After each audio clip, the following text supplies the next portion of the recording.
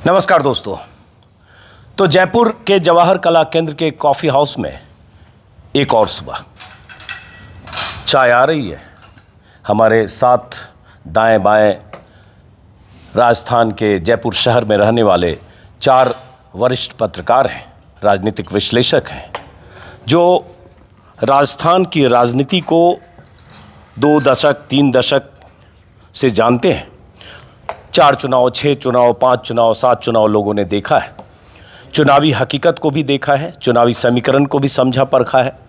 और अभी राजस्थान में चुनाव है, आपको पता होगा। और मैं पिछले 5 दिनों से जयपुर में हूँ, आसपास के इलाकों में जा रहा हूँ। अगले महीने की 25 तारीख को वोटिंग है। टिकटों का ऐलान अलग अलग पार्टियों की तरफ से हो रहा है। कभी छोटी लिस्ट आ रही है, कभी थोड़ी बड़ी लिस्ट आ रही है, लेकिन पूरी लिस्ट अभी तक नहीं आ रही है। सस्पेंस है कि लिस्ट में देर क्यों हो रही है, उम्मीदवारों के नाम आने में इतना मंथन, इतना चिंतन क्यों हो रहा है।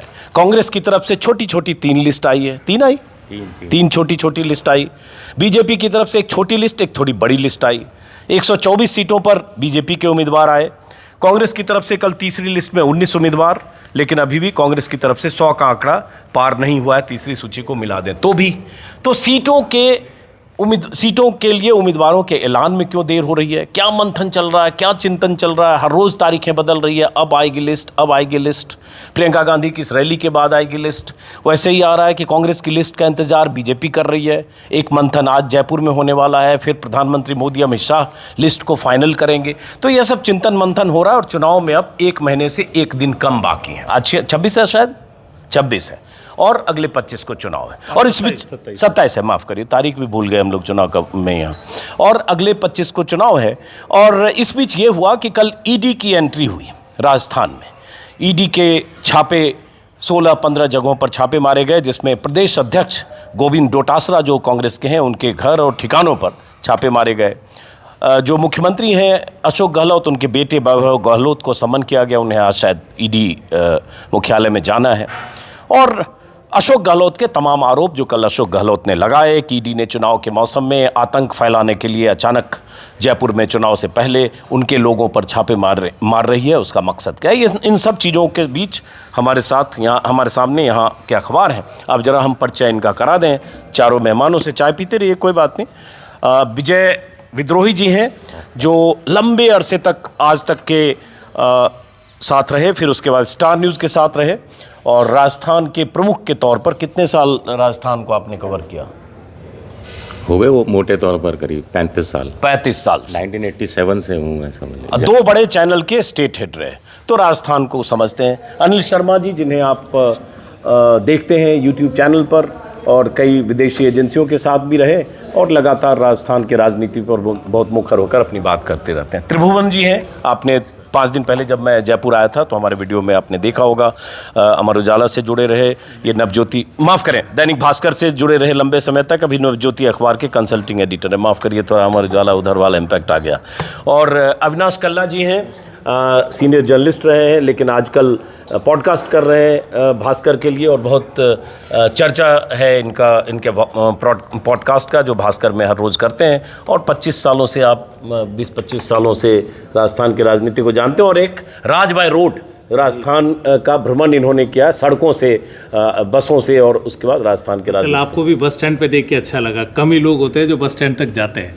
हाँ, कल मैं बस स्टैंड पे गया था, ताकि मुझे लगता है कि बस स्टैंड वो जगह है जहाँ से बसें आ रही है, जा रही है, हर ज़िले से लोग आ रहे हैं और जा रहे हैं, और एकदम कैंडिड रॉ ओपिनियन वहाँ मिलती है। तो इसलिए मैं बस स्टैंड पर अच्छा लगा देख के। सर, लोग वहाँ पे अमूमन जाते नहीं है, हमारे प्रदेश वाले भी नहीं जाते। और आज मैं बस से जाने वाला हूँ 2-3 जगह। बहुत ही बढ़िया। चलिए, तो अब बातचीत चाय की भी। चाय लीजिए सर, चाय लीजिए, चाय लीजिए। चीनी थोड़ी थोड़ी अपनी सुविधा के हिसाब से, स्वादानुसार चीनी डालूँ? Thank you. तो बहुत नहीं, आपने चाय बोली थी, कॉफ़ी बोली? चाय। आप भी अपने। बहरहाल, तो मेरे सामने 4-5 यहाँ के अखबार भी हैं जो जयपुर से छपते हैं। सबसे पहले त्रिभुवन जी आपसे, चूँकि आपका अखबार भी नवज्योति भी है।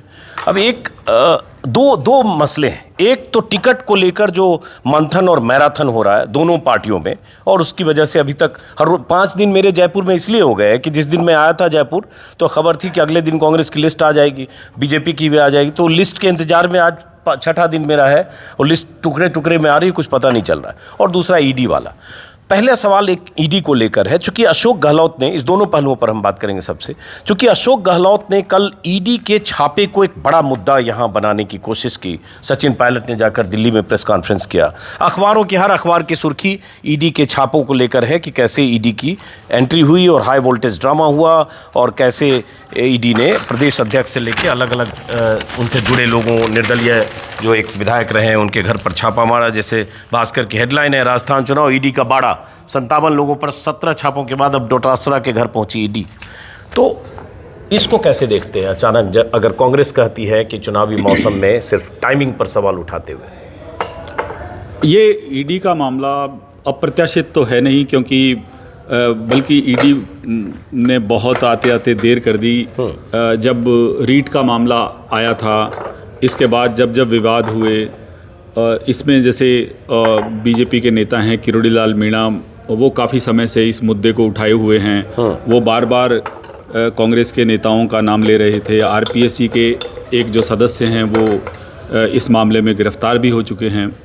तो ऐसा लग रहा था कि ईडी अब से बहुत समय पहले आनी चाहिए थी, लेकिन अब वो बिल्कुल जब चुनाव करीब आ गया है उस समय आई है।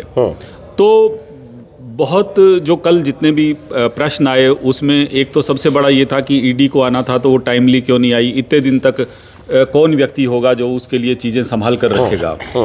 दूसरा ये है कि ईडी ने जिस तरह से किया उसका कांग्रेस के नेताओं ने या कांग्रेस के कार्यकर्ताओं ने, खुद मुख्यमंत्री ने, सचिन पायलट ने, इन्होंने बड़ा भारी तीखा विरोध किया है।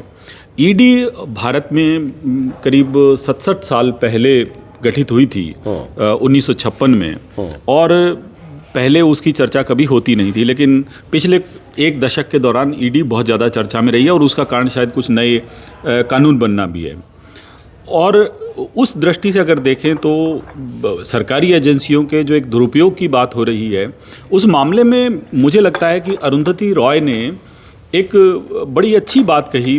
उनकी जो न्याय का गणित एक किताब है, उन्होंने कहा कि हम जब आज भारतीय जनता पार्टी के जो आलोचनात्मक काम है उनको देखते हैं और जब उसकी तह में जाते हैं तो कहीं न कहीं उसमें पहले कांग्रेस मिलती है।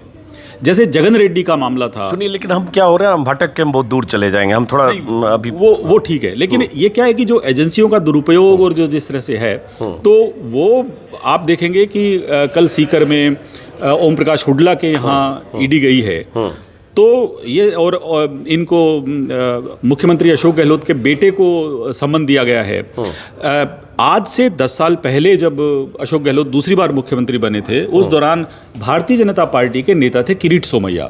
वो यहाँ लगातार उन्होंने कोई 50 प्रेस कॉन्फ्रेंस की होंगी और उन्होंने उनको कटघरे में खड़ा करने की कोशिश की थी। उसके बाद भारतीय जनता पार्टी की सरकार भी यहाँ रही, लेकिन कभी कोई बात नहीं हुई और अभी भी वही पुराना मामला उसी होटल का, उसी तरह के होटल्स का नए सिरे से चर्चा में आया है। एक बार जरा हम इनको, विजय जी को भी शामिल करते हैं।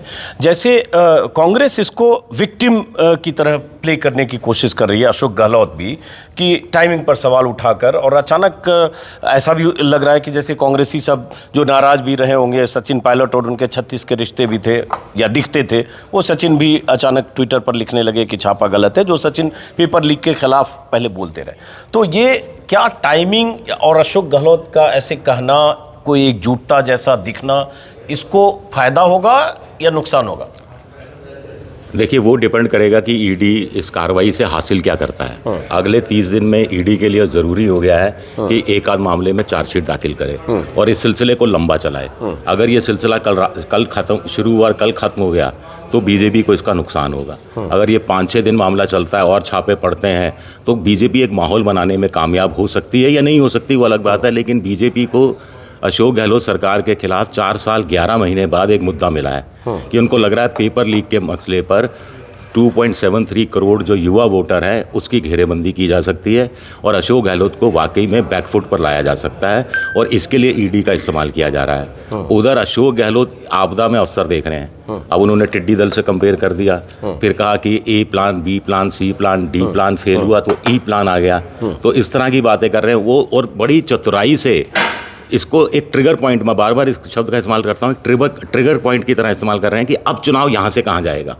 अब चुनाव के लिए मेरे पास गारंटी है, और गारंटी का जितना पब्लिसिटी इनडायरेक्ट रूप में अब बीजेपी कर देगी गारंटियों की, उतना शायद अशोक गहलोत और उसके कार्यकर्ता मिलकर भी नहीं कर सकते। और वो जोड़ रहे हैं कि साहब ईडी का छापा इसलिए पड़ा क्योंकि मैं महिलाओं को दे रहा हूँ, ईडी का छापा इसलिए पड़ा क्योंकि मैं युवाओं को दे रहा हूँ, ईडी का छापा इसलिए पड़ा मैं मोबाइल दे रहा हूँ, ईडी का छापा इसलिए पड़ा मैं गृहलक्ष्मी 500 रुपये में सिलेंडर दे रहा हूँ, तो ईडी का छापा पड़ रहा है। ये वो कह रहे हैं ना, लेकिन ये भी तो सही है कि पेपर लीक की घटनाएं हुई और 5 साल में 15 बार, कुछ लोग बीजेपी कह रहे हैं 19 बार, भास्कर में देख रहा हूँ 6 साल में 8 बार, लेकिन लाखों युवा उससे प्रभावित हुए और पेपर लीक की घटनाएं हुई। और जो लोग, कुछ लोग पकड़े गए, उनके तार कहीं न कहीं कांग्रेस के नेताओं से जुड़े, ये खबरें भी लगातार आती रही। गोविंद डोटासरा शिक्षा मंत्री थे, बीजेपी का आरोप है कि वो शिक्षा मंत्री थे, उसी समय ये सब माफिया ने काम किया, उसमें कोई कलाम कोचिंग एजेंसी का भी नाम आ रहा है। तो ये सब से जनता इसको किस तरह से लेगी? जनता उस तरह से लेगी जो अशोक गहलोत करे, या ये भी देखेगी कि भाई देर सही, देर या सवेर, लेकिन देर आए दुरुस्त आए, ईडी ने छापा मारा क्योंकि पेपर लीक की घटनाएं हुई। इसी पे पूरा चुनाव टिका है जो आप कह रहे हैं कि अशोक गहलोत जनता के हलक में क्या बात डालने में कामयाब होते हैं और मोदी क्या बात डालने में कामयाब होते हैं। इतने समय से ये घोटाले चल रहे हैं, तो बीजेपी ने इसे मुद्दा क्यों नहीं बनाया? बीजेपी से ज़्यादा मुद्दा तो सचिन पायलट ने बनाया, और अब सचिन पायलट को लोग गालियाँ दे रहे हैं कि साहब वो हमारे छालों का आपने ख्याल नहीं रखा। आप देखिए अजीत जी, मध्य प्रदेश में व्यापम जैसा घोटाला हुआ, बीजेपी किस मुंह से यहाँ पर परीक्षा लीक के मामले को उठाएगी? व्यापम से बड़ा मसला तो है नहीं ये। और बीजेपी ने क्या किया वहाँ पर? तो वहाँ यहाँ युवा इस ढंग से भी कंपेयर करता है। मुझे लगता है कि अशोक गहलोत की बहुत बड़ी एक कमज़ोरी ये रही या खामी रही कि जो 1 साल 1 लाख नौकरी देने का वादा जो पिछले कुछ महीने पहले किया था, उसको इम्प्लीमेंट नहीं किया जा सका। उस पर पूरा जोर लगा देना चाहिए था। अगर पूरा जोर लगा देते तो शायद बीजेपी को ये मसला नहीं मिलता। कुल मिलाकर एक तरफ महिला वोट है, एक तरफ युवा वोट है, दोनों के हाथ में सत्ता की चाबी है। बीजेपी को लगता है महिला वोट हमारे, कांग्रेस को लगता है कि महिला वोट पर हमारा कब्जा है, बीजेपी को लगता है कि युवा वोट वाला प्लैंक खाली है, इस पर टिड्डी दल यानी ईडी के जरिए हमला किया जा सके। एक आपको शामिल करता हूं और मैं दर्शकों से बताऊं, इस जो बातचीत है इसको 2 हिस्से में करेंगे। पहला हिस्सा ईडी छापा, चूंकि वैभव गहलोत जो उनके बेटे हैं अशोक गहलोत के, उनको बुलाया गया है। आगे ईडी इसमें क्या हासिल करती है, क्या सबूत, क्या कहानियां, बीजेपी इसको कैसे, ईडी के छापे को, पेपर लीक की घटनाओं को, माफिया जो पेपर लीक माफिया, पर्चा लीक माफिया हैं, उनको कैसे कांग्रेस से कनेक्ट करती है, और युवा बेरोजगार वो परीक्षार्थी जो बार बार परीक्षाओं के पर्चे लीक होने से परेशान है, उसको बीजेपी कैसे उस बड़े वर्ग को, बड़े तबके को कांग्रेस के खिलाफ या अपने पक्ष में इस्तेमाल करती है, इससे बहुत कुछ तय होगा। तो इसलिए इसको 2 हिस्से में, पहले हम ईडी पर बात करेंगे, उसके बाद फिर जो चुनावी बिसात टिकट को लेकर कैसे बिछाई जा रही है और उसके क्या मतलब है, और पूर्वी राजस्थान से लेकर राजस्थान के अलग अलग हिस्सों पर बात करेंगे। अब पहले चूंकि ईडी पर हमने बात शुरू की, विक्टिम कार्ड अगर बीजेपी के खिलाफ माहौल बनाने के लिए कांग्रेस खेलती है या अशोक गहलोत कहते हैं, जैसे कल मैं देखा ट्विटर पर बहुत कुछ कांग्रेस के नेता शेयर कर रहे थे, बड़ा इंटरेस्टिंग है, एक प्ले कार्ड सब बना के जैसे करते हैं, छापेमारी निमंत्रण ईडी संग भाजपा, ये थोड़ा चक्कलस में मैं इसमें लगा दे रहा हूँ, दोनों के अपवित्र बंधन में आप सभी आमंत्रित हैं, स्थान आगामी चुनाव वाले राज्यों में विपक्षी नेताओं का घर। एक देख रहे हैं ईडी वेट्स बीजेपी, ये सब ट्विटर पर चल रहा है, और ये कांग्रेस के लीडर्स और ये सब लगातार ट्विटर पर इस तरह की चीज़ें, ईडी बीजेपी, ये सब इस तरह के ट्विटर पर चल रहे हैं। तो क्या इससे, इस विक्टिम के तौर पर अशोक गहलोत खुद को अगर पेश करते हैं, एक वो पहलू, दूसरा वो पहलू कि पेपर लीक हुआ, युवाओं में नाराजगी है, उसको किसको कैसे कौन इनकैश करेगा, इस पर कुछ डिपेंड करता है। तो क्या लगता है? मेरे को अजीत जी अभी तक ये लगता है, कल जो हुआ मैं मानता हूँ बिल्कुल सही है, लोगों जो बच्चे थे, छात्र थे, जो नौकरी के लिए कर रहे थे, उनको एक ईडी का उनको वेट था कि बार बार पेपर लीक होते हैं और सरकार कुछ करती नहीं। वैसे सरकार ने कुछ करा, आरपीएससी का जो मेंबर है उसको भी पकड़ा, उसके बाद जो कर सकते थे, एसओजी की आज भी इंक्वायरी में सुन रहा हूँ, उनकी भी चल रही है अलग से। मेरा मानना ये टाइमिंग गलत था, क्योंकि आप 1 महीना पहले, करीब 1 महीना से भी कम होगा, 1 महीना पहले आपने रेड मारा तो एक क्वेश्चनेबल हो गया। सबसे बड़ी बात है इसके पर क्वेश्चन उठे, और इसने एक चीज़ और करी जो मैं अजीत जी मानता हूँ कि कांग्रेस के सोते हुए वर्कर को उठा के खड़ा कर दिया। कांग्रेस कल बड़ी यूनाइटेड दिखी, चाहे वो सचिन पायलट ने दिल्ली में प्रेस कॉन्फ्रेंस करी हो, चाहे जयपुर में प्रेस कॉन्फ्रेंस हुई हो, चाहे डोटासरा के घर के पास बाहर लोग बैठे हों। इसने कांग्रेस के जो सोते हुए वर्कर थे उनको जगा दिया। अभी तक यही लोगों का आता था कि कांग्रेस के वर्कर तो सो रहा है, वर्कर तो दिख ही नहीं रहा। पर कल ऐसा दिन है जो विजय जी इसको ट्रिगर बोलते हैं, मैं इसको टर्निंग पॉइंट बोलता हूँ। ये बहुत बड़ा टर्निंग पॉइंट है। अगर ईडी के हाथ कुछ नहीं लगा तो आप मान के चलिए कि कांग्रेस को बहुत बड़ा मुद्दा मिल जाएगा फिर। और ये बात बिल्कुल सही, मैं कल जो देखा और जो सुना उससे प्रतीत होता है कि कांग्रेस जो है वो लोगों को दिखाने में हो गई कि हम एकजुट हैं। क्योंकि सबसे पहले सचिन पायलट ने इसके ऊपर करा। लेकिन लोग क्यों यकीन करेंगे अशोक गहलोत की उस थ्योरी पर या विक्टिम कार्ड प्ले करने पर कि जैसे आज के अखबारों में जैसे सब जगह है अशोक गहलोत के बयान कि 5 और नेताओं के नाम तय कर लीजिए, हम 5 घोषणाएं और करेंगे, या ईडी आतंक पैदा करना चाहती है, या ईडी ने जैसे तरह तरह के बयान, ईडी का इस्तेमाल टिड्डी दल की तरह हो रहा है जिसका जिक्र किया, ABCD जो प्लान खत्म हो गया तो ई प्लान आया। ये लोग क्यों मानेंगे, मैं ये जानना चाह रहा हूँ। लोग अशोक गहलोत के पक्ष में लोग ये भी मान सकते हैं सही किया, देर आए दुरुस्त नहीं, मैं ये मानता हूँ देर आए, पर देर बहुत कर दी सर। जो त्रिभुवन जी ने पहले कहा था, मैं इस बात को बिल्कुल सही मानता हूँ कि देर हुई और ये टाइमिंग क्वेश्चनेबल है। सबसे बड़ी बात ये है कि चुनावों से पहले क्यों, और क्यों नहीं और स्टेट्स में? क्या गुजरात में पेपर लीक नहीं हुए? क्या उत्तर प्रदेश में पेपर लीक नहीं हुए? क्या और जगह लीक नहीं हुआ? उधर अपने मध्य प्रदेश में नहीं हुए? इतना बड़ा घोटाला हुआ व्यापम, वहाँ क्या हुआ? तो लोगों के दिमाग में वो भी आएगा। पर ये क्या कांग्रेस डाल पाएगी? क्या उनकी जो मशीनरी है वो डाल पाएगी? मैं सिर्फ एक चीज़ बोलूँगा अजीत जी इसमें कि कांग्रेस अब एक यूनाइटेड होकर चुनाव लड़ रही है, इसलिए क्योंकि वर्कर भी जग गया। अभी तक वर्कर सो रहा था। ईमानदारी की बात है, जो अविनाश जी ने लास्ट एपिसोड में कहा था उस बात को मैं बिल्कुल एग्री करता हूँ। कांग्रेस वर्कर सो रहा था, पर अब कांग्रेस वर्कर कल से जाग गया और वो मोटिवेट हो रहा है कि हमको इनके अगेंस्ट खड़ा होना है। तो एक चांस उनको भी दे दी। मतलब कांग्रेस वर्कर वेट कर रहा था कि ईडी के छापे पड़े, डोटासरा के घर पे ईडी पहुंचे और कांग्रेस वर्कर जग जाए चुनाव के 29 दिन पहले। ये ट्रिगर पॉइंट है अजीत जी, इसको ट्रिगर कराया उन्होंने, वरना वो जागता 2 दिन पहले। अब क्या आज से वो काम करे? तो कांग्रेस वर्कर सो के चुनाव लड़ रहे थे। ट्रिगर पॉइंट पे तो आगे आप चलिए। हाँ, ट्रिगर पॉइंट है, मैं मानता हूँ। सर आपने क्वेश्चन क्या पूछा बीच में? नहीं, तो कांग्रेस वर्कर सो रहे थे।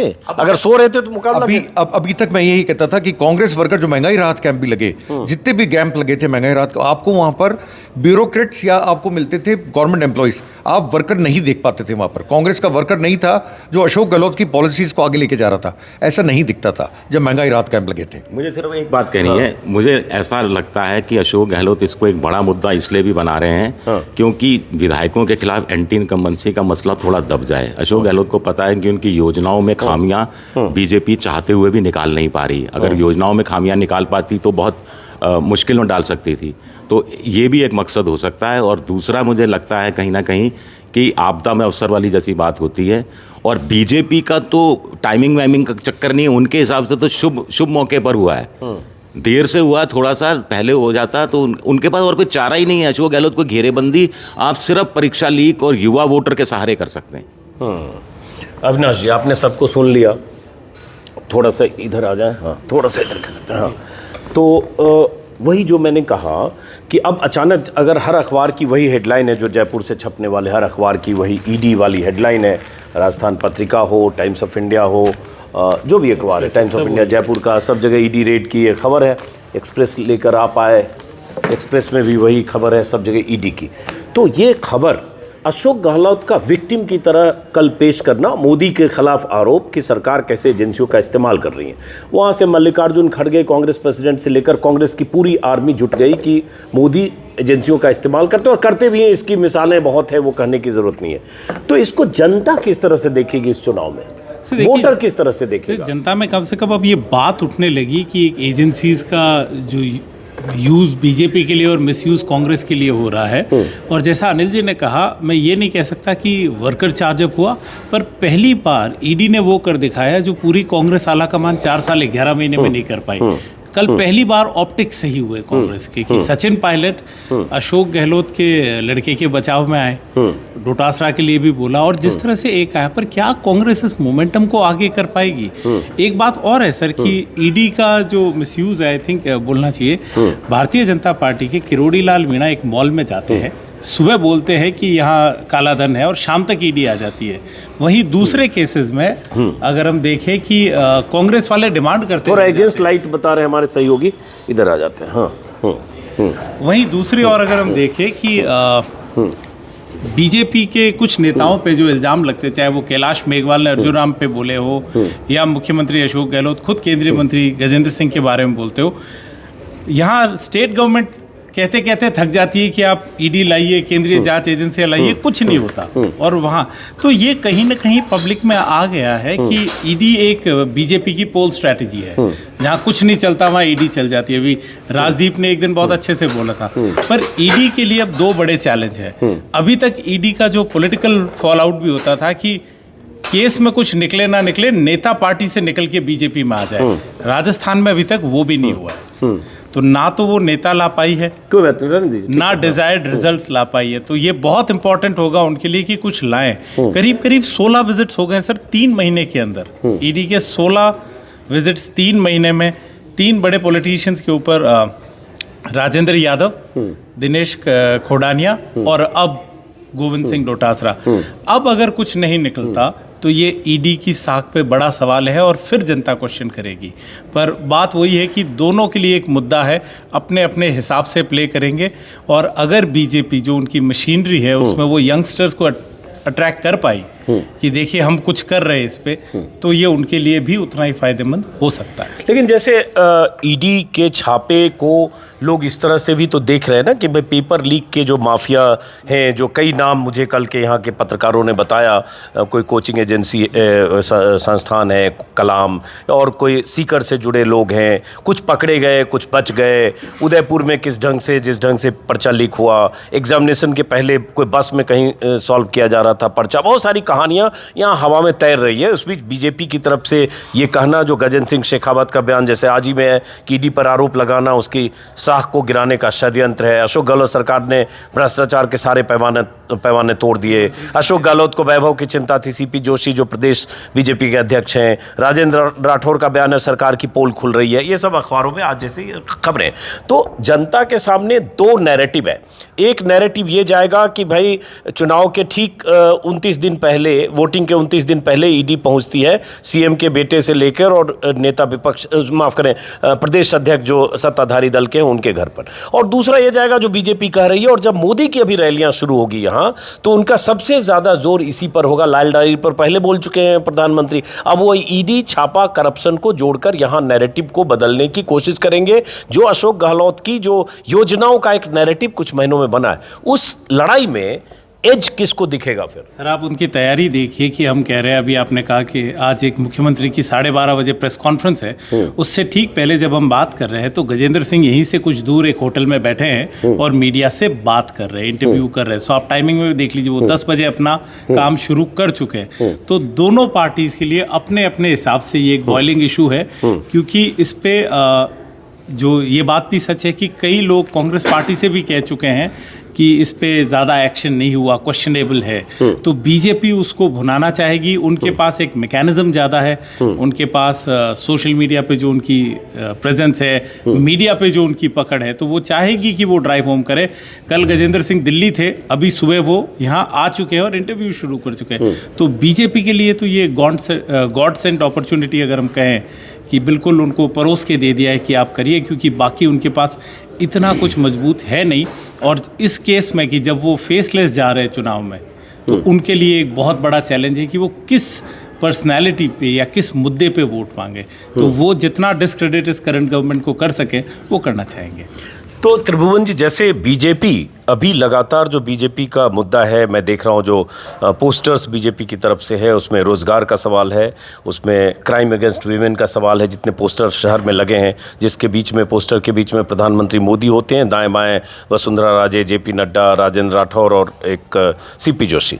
और प्रचार में लगातार भ्रष्टाचार के मुद्दे को मोदी उठा चुके हैं जो रैलियां हुई।